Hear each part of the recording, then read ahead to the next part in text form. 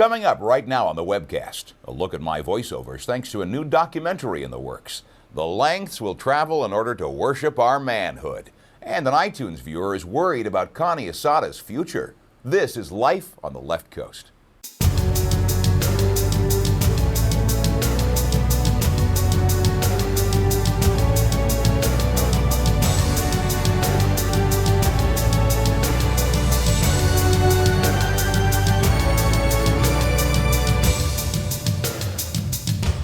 Hello everybody, my name is Ben Patrick Johnson, and welcome to a look at Life on the Left Coast for Monday, June 11th. In truth, we're taping this show ahead of time, so it's not actually Monday.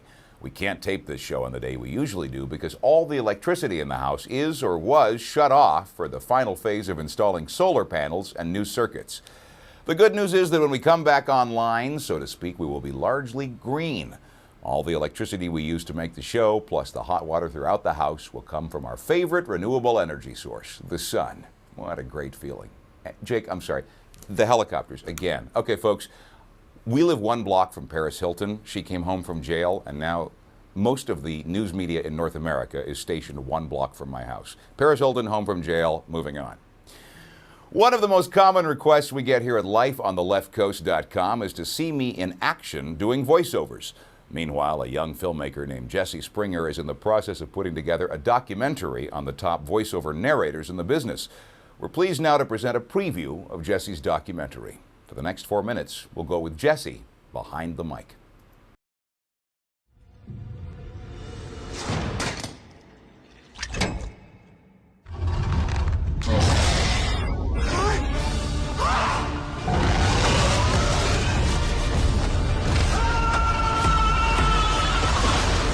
Night at the museum. This is so not worth 11.15 hours. Own it Tuesday.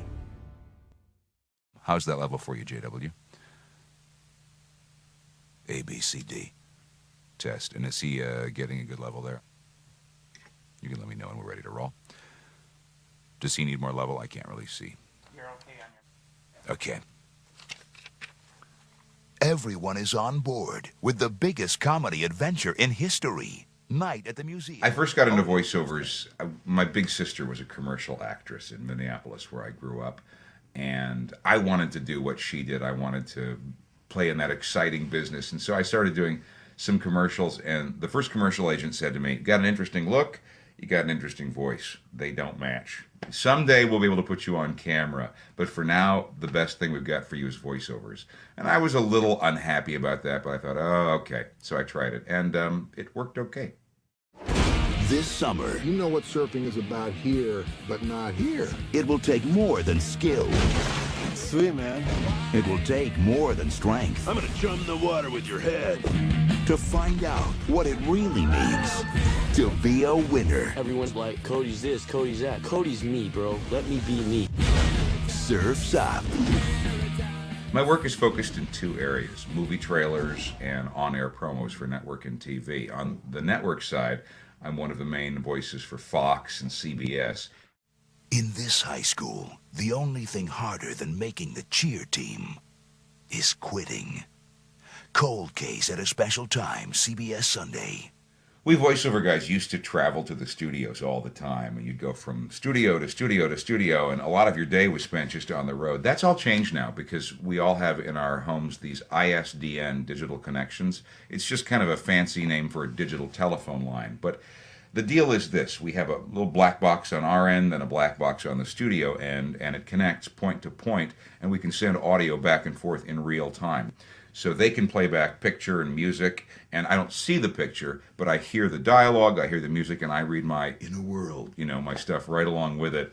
And they hear it live also there, and they can know if what they're hearing from me is working and fitting. It makes the workflow incredibly easier having the ISDN boxes to work with. We have a kind of a gentleman's club, and there are a couple of ladies in the gentleman's club as well, and we welcome them. But it's interesting because it is, on the one hand, fiercely competitive, and the money is big. I mean, without naming a specific figure, we're all in seven figures, comfortably with what we do. And but rather than there being any sort of hostility between any of us, whenever we're around each other, you know, the top 5, 10, 20 guys and women in the business, we get along terrifically, and you know, we welcome each other in our homes. It's nice. And in other aspects of show business where I've worked, on camera acting, modeling, it's not that way. There's this cutthroat thing. Not so in voiceovers.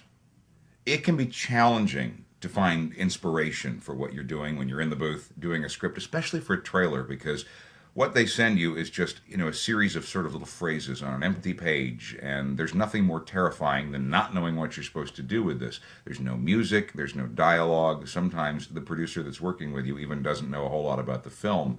So you kind of have to make it up. You've got to tell a story based on what you got inside you. And so each narrator, you know, would bring something different to each trailer. And at the end, we end up with this slick, glossy, finished thing, but there's a lot of individual input along the way that you may not be aware of. You've been watching an excerpt from the forthcoming documentary Behind the Mic, looking at the top voiceover actors in the business. Jesse Springer is the filmmaker, and you can see his videos on YouTube by linking through my page, youtube.com/BenPatrickJohnson. We'll be right back. The people of this town almost built these kids a community center, but almost was as far as they got.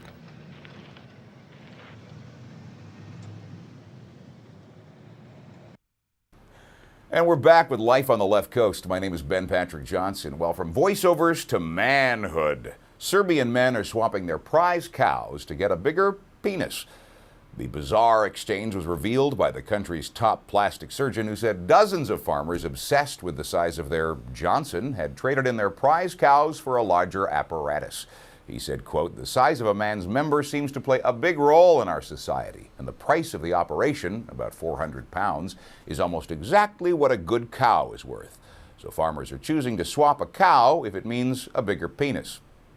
The urologist told the local news agency that the only problem was that some farmers had unrealistic ideas of what they could get for their money. He said, quote, "Some of them want to add 10 centimeters, and that's just not possible, at least not for one cow." And with this next story, it has somehow turned into a themed broadcast. An amusement park in China has built what it claims is the world's largest penis. The 30-foot statue named Sky Pillar has been built at Longwan Shaman Amusement Park in Chanshan City. Builders wrapped more than 6,500 feet of straw around the steel structure, which stands on an altar atop a hill. Quote, "It is a totem of shamanistic culture, which originated in this city," said the president of the park. Legend says a shaman hero vanquished a cruel female ruler and gave her a penis totem, telling her to respect males and not kill them at will. After this, the ruler set the totem on top of the hill. The director of the China Folk Culture Association backed the project, saying it symbolizes our ancestors' pursuit of happiness and prosperity. Of course, here on the left coast, it symbolizes a giant dead palm tree. And I got another question. They built this thing at an amusement park? Hello? How are Chinese parents going to explain this to their kids? I mean, I have enough trouble explaining the birds and the bees when I take my godchildren to the zoo and the meerkats are getting a little frisky. Imagine explaining a giant thing to a 6-year-old. Good luck to you.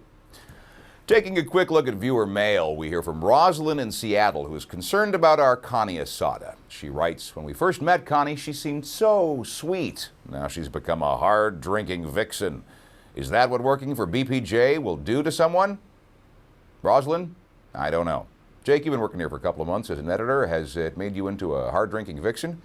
Jake's just chuckling. Actually, I think Jake was already a hard-drinking vixen, so it's kind of a moot point. Remember to check out lifeontheleftcoast.com to subscribe to the show and let us know what you think, plus what you want to see on future broadcasts. Our show is posted every weekday at noon Eastern, 9 Pacific on iTunes, and we'll see you tomorrow for more. I'm Ben Patrick Johnson. You're up to date with Life on the Left Coast.